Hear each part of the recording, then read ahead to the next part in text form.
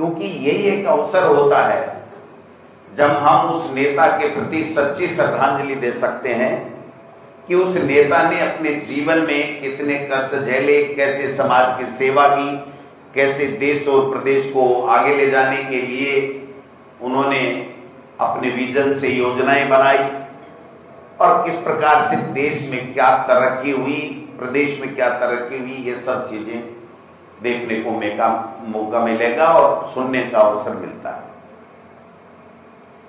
बहुत ठीक बात है कि राजीव गांधी जी के जो अल्प समय में कार्य किए गए उनकी इतनी लंबी लिस्ट है कि अगर कोई एक एक काम को, उनके महत्वपूर्ण निर्णयों को, देश को समर्पित उनकी योजनाओं के अगर बखान किया जाए तो पूरा दिन कम पड़ जाता है। लेकिन जो सबसे महत्वपूर्ण बात उन्होंने की, वो सबसे महत्वपूर्ण बात ये थी कि युवाओं को, 18 साल के युवा को देश का भविष्य तय करने का, नेतृत्व तय करने का अवसर दिया। इससे बड़ी बात कोई हो नहीं सकती। मोदी जी ने तो युवाओं का भारत करके 2014 में देश में सत्ता हथिया ली, लेकिन उसके बाद में 11 साल हो गए देश में, दिल्ली में सरकार बने, युवाओं के लिए कोटि कोड़ी का काम नहीं हुआ। राजीव गांधी जी ने जो एक बात कही थी कि जो सेंटर से पैसा आता है उसका 15% पैसा ही गांव तक पहुंचता है, इसकी भी उन्होंने खिल्ली उड़ाई। लेकिन उन्होंने तय किया, दोनों चीजें तय की कि एक तो जो भी योजना बनेगी दिल्ली में बैठ करके एसी कमरों में नहीं बनेगी, गांव की चौपाल में ग्राम सभा और ग्राम के लोग बैठ करके अपनी योजना बनाएंगे कि हमारा कैसे विकास हो, और उसके ऊपर फिर डायरेक्ट उनको योजनाओं का पैसा, पूरा का पूरा 100% पैसा उनको मिलेगा। उनका कहने का आशय ये था कि जो ग्राम पंचायतों के लिए, कस्बों के लिए विकास का पैसा आता है वो स्टेट गवर्नमेंट हो या दूसरी गवर्नमेंट है, वहां दूसरे फंड में खर्च कर देते हैं, और जो वास्तव में वो पैसा वहां पर लगना चाहिए वो पैसा वहां पर नहीं लगता है। लेकिन उन्होंने निश्चित कर दिया कि डायरेक्ट वहां का पैसा ग्राम पंचायत के खाते में, दिल्ली के खाते से आएगा। और आज हम देख रहे हैं कि कई सालों से डायरेक्ट ग्राम पंचायत को पैसा आता है, किसी बिचौलिए की जरूरत नहीं होती है, और राज्य सरकार उसमें से एक पैसा भी नहीं ले सकती। ये बात जरूर है कि राज्य को जो बजट देना पड़ता है वो अभी भी राज्य सरकार थोड़ा बहुत डिले कर सकती है, लेकिन केंद्र से जो पैसा आने वाला है वो तत्काल रूप से ग्राम पंचायतों में सीधा आता, उसका भी उन्होंने मखौल उठाया। आईटी की बात की, 2021 की सदी में ले जाने की बात की, तब ये बीजेपी के लोग, आरएसएस के लोग खिल्ली उड़ाते थे। आज आप बताओ कि मोदी जी 2047 में ले जाने की बात क्यों कर रहे हैं? फिर उनको तो ऐतराज होना चाहिए इस बात से कि आप आगे की बात क्यों कर रहे हो, वर्तमान में जियो।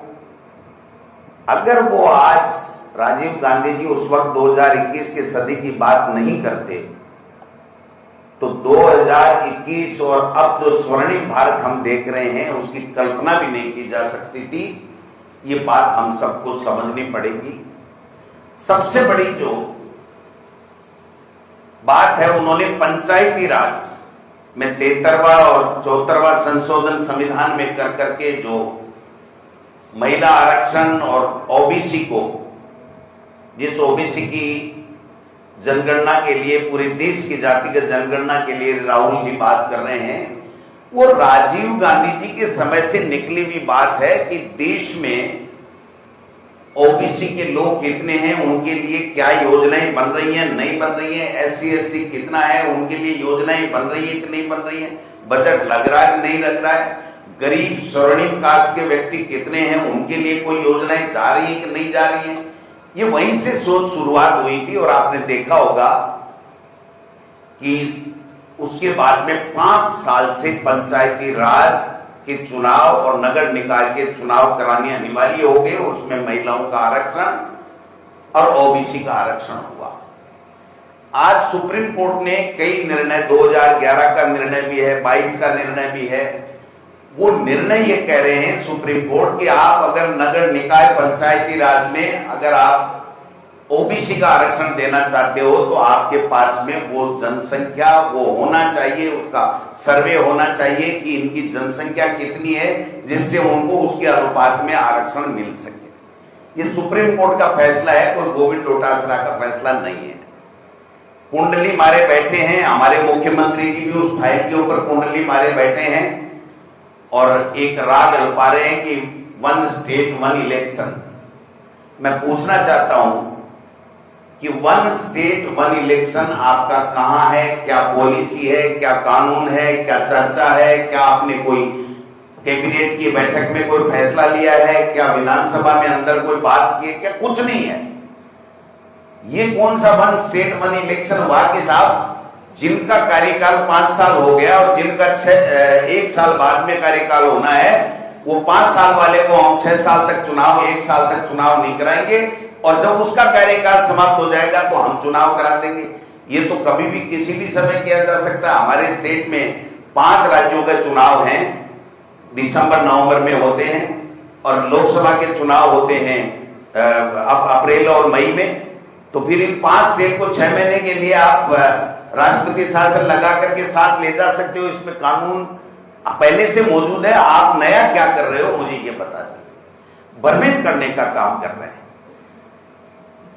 गहलोत साहब ने बहुत सही कहा कि एआई का प्रयोग करना चाहिए और इस जो टेक्नोलॉजी है इसका सदुपयोग नहीं करके दुरुपयोग करके मोदी सरकार ने, दिल्ली में बीजेपी की सरकार ने सत्ता हथियार और अब हमको एआई लेटेस्ट टेक्नोलॉजी के बाद जानकारी चाहिए। हम जानकारी तो ले लेंगे गहलोत साहब, लेकिन मैं पूछना चाहता हूं इन्होंने एक नई टेक्नोलॉजी विकसित कर ली, उसका कोई तोड़ आपके पास हो तो आपके अनुभव से हमें बताना। ये तो पर्चियों से मुख्यमंत्री बनाने लग गए, इसका क्या तोड़ निकलेगा ये बताओ। मतलब एआई से भी आगे चले गए, बताओ किसको पकड़ेंगे हम? तो इनको एआई की ट्रेनिंग देंगे, ये पर्चियों की ट्रेनिंग देंगे।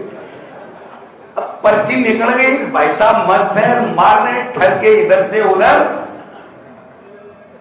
मुझे कोई कह रहा था कि साहब ये 1.5 साल से भाषण ही भाषण फेल रहे हैं, कुछ काम भी करेंगे क्या?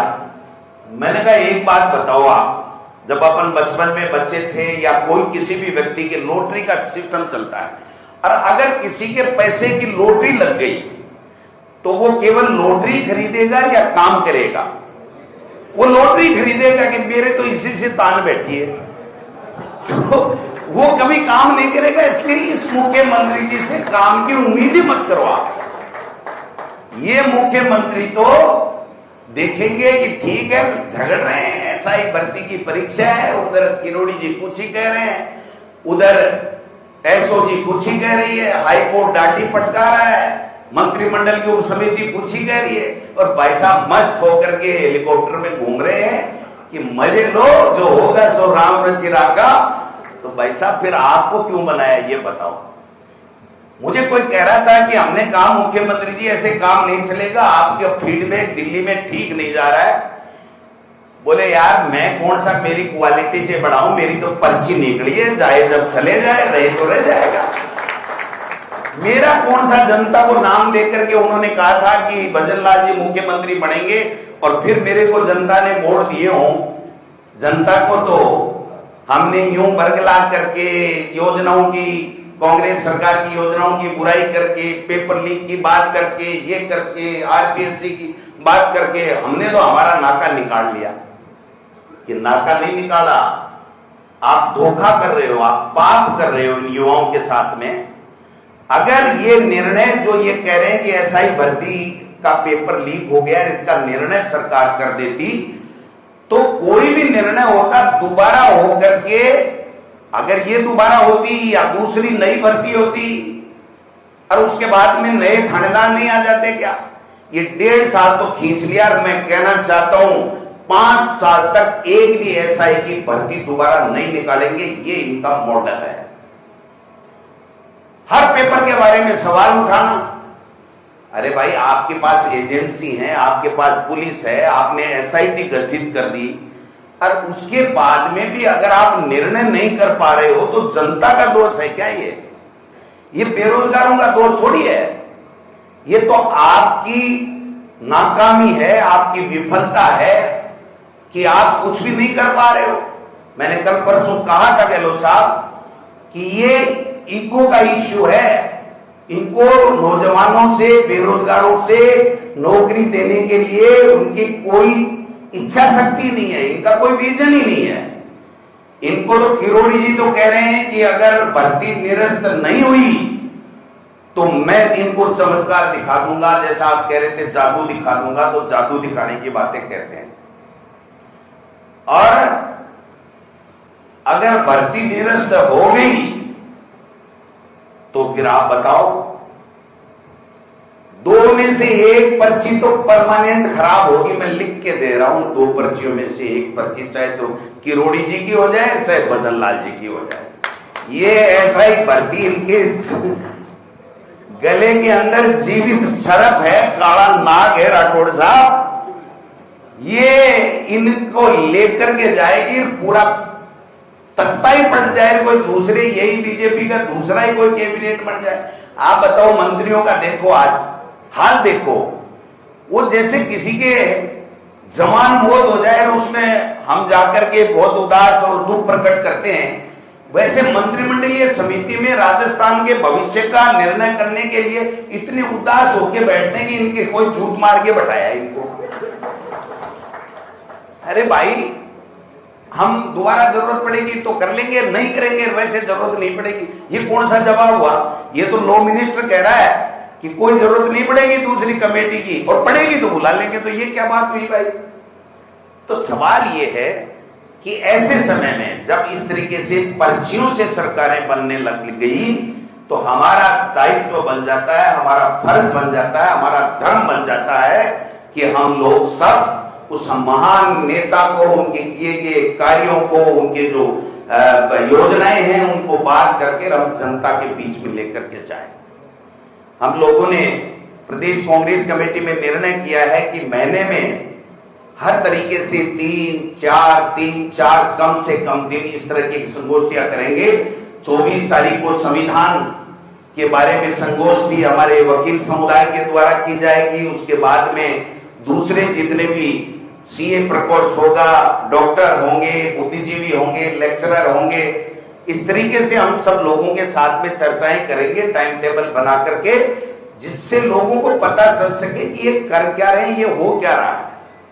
आज देश में जितना मोदी जी 11 साल में विदेशों में घूमे, मैं समझता हूं कि हिंदुस्तान में आज तक के प्रधानमंत्री उतनी दफा विदेशों में नहीं गए।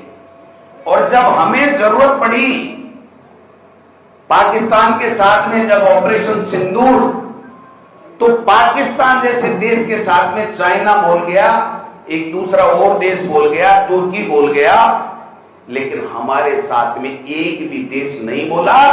और जब हम बात पूछते हैं, सवाल पूछते हैं कि अमेरिका ने मध्यस्थता क्यों की, तो कहते हैं कि ये तो सेना पे सवाल उठा रहे। सेना पे सवाल तो भारतीय जनता पार्टी के मंत्री और उप मुख्यमंत्री उठा रहे हैं।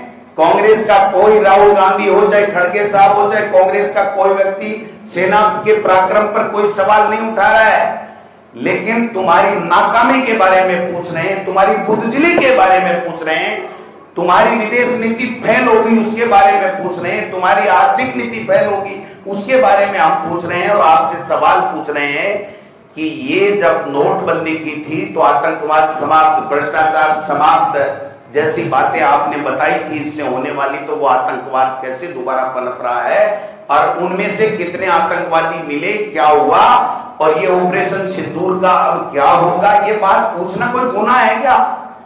क्योंकि सेना तैयार है, लेकिन सरकार जब आदेश देती है तभी सेना काम कर सकती है, अपनी मर्जी से सेना काम नहीं। जब मोदी जी ने ये कह दिया कि सेना ने हमको खुली छूट दे दी है, तो फिर ट्रंप कौन होता है बीच में चोदराट करने वाला, पंचायती करने वाला और सीज फायर करने वाला कौन है?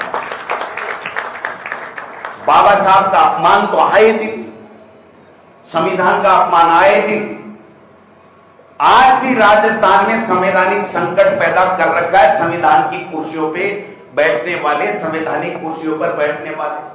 ये देवनानी जी से मैं पूछना चाहता हूं, आपके पास पेन नहीं है तो पेन दे दूं, दिमाग नहीं है तो आजकल तो सलाहकार भी आपने रख लिया है, उससे पूछ लो। पहली बार रखा है सलाहकार। अब वो अलग बात है कि वो भारतीय भवन से आया है, कहां से आया वो तो आप जानो, आपका काम जाने। लेकिन आप कंवरलाल जी की सदस्यता समाप्त क्यों नहीं कर रहे हैं? हम पूछना चाहते हैं कि 3 साल की सजा होगी 27 मुकदमे जिसके खिलाफ है, और राहुल गांधी की 24 घंटे में आपने कैसे सदस्यता समाप्त कर दी और कैसे मकान खाली करा दिया? अरे अगर कल हमारे जूली साहब गए थे, इन्होंने बड़े शानदार तरीके से कानून की किताब बता करके उनसे पूछा, तो वही गोलमाल जवाब देने के आदी हो गए आजकल। मैं समझता हूं कि राजस्थान के इतिहास में इस तरीके से संवैधानिक पद पर बैठे हुए लोग इतनी गैर जिम्मेदाराना हरकत करेंगे, ये हमने कभी कल्पना भी नहीं की थी। ये बात आज चरितार्थ ये लोग बात कर रहे हैं। पूछना चाहिए मुख्यमंत्री जी को कि भाई ये क्या है? ये रोजाना कांग्रेस आंदोलन कर रही है, सुप्रीम कोर्ट का फैसला आ गया, वो कह रहे हैं अगर मैं कुछ कहूंगा तो वसुंधरा जी नाराज हो जाएंगी,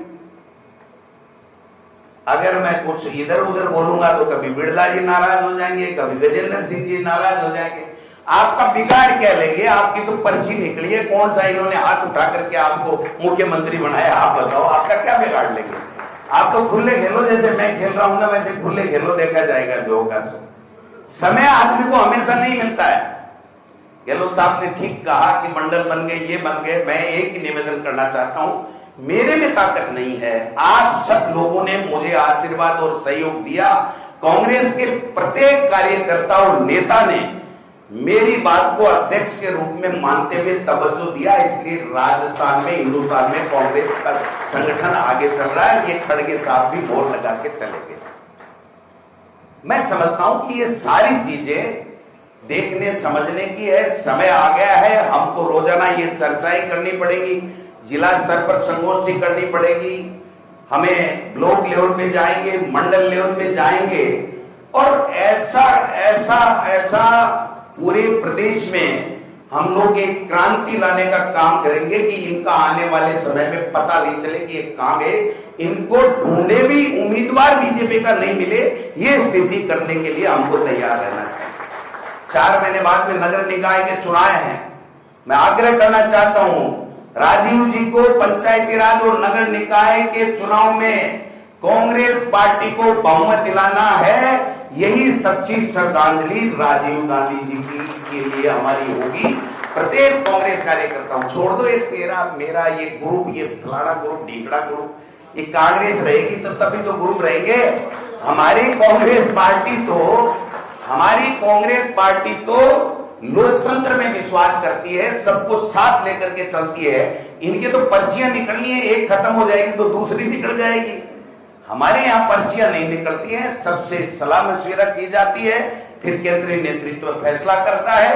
जनता क्या चाहती है, मैं गहलोत को हमेशा कोट करता हूं और आज भी करना चाहूंगा कि कांग्रेस की मुख्य जो गवर्नेंस देने की बात यह है कि उसका मुख्य तत्व, मुख्य बिंदु यह है कि लोग क्या कहेंगे। अच्छा करें तो अच्छी बात चलनी चाहिए, लेकिन अगर लोग उसको ठीक नहीं माने तो वो काम हमको नहीं करना चाहिए। मैं समझता हूं कि ये बात भारतीय जनता पार्टी के किसी नेता के दिमाग में ही नहीं आती।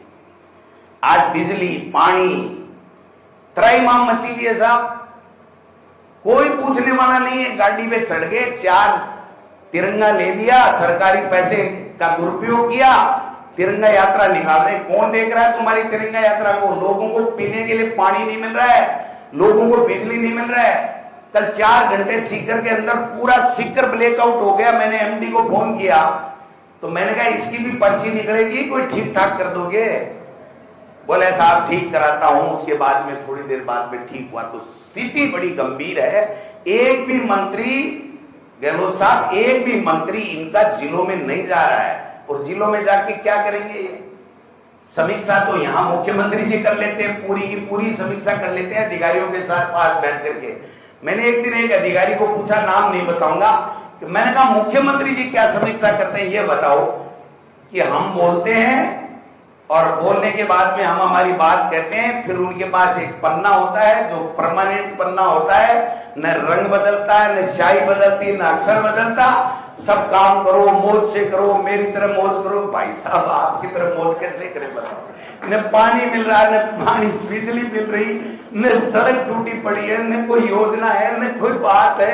आप क्या मजा कर रहे हो कि मेरे भी तो मुरली वाला मदद करता है, तो मुरली वाला तो जो कर रहा है वो हमारी भी कर रहा है, तब तो हम जिंदा ही नहीं। आपके भरोसे तो पता ही नहीं क्या हो जाता। मुरली वाला तो करता है, हम सबकी करता है, लेकिन आपका भी धर्म बनता है, आपका भी दायित्व बनता है कि पिकअप के ऊपर चढ़ करके 4 आदमियों के साथ में सांगानेर में यात्रा निकालने से इस प्रदेश का भला नहीं होगा। आपकी बड़ी जिम्मेदारी है, आपको बड़ा काम करना पड़ेगा। आज तक मुख्यमंत्री ने बिजली पानी की बात नहीं की और जून का महीना है, लोग कह रहे हैं प्यासे मर रहे हैं, और एक तो कल परसों ट्विटर पे देखा था कि पशु मर रहे हैं और कोई पूछने वाला नहीं है। आज जयपुर के क्या हालात हैं, दूसरी जगह के क्या हालात हैं, पानी के क्या हालात हैं,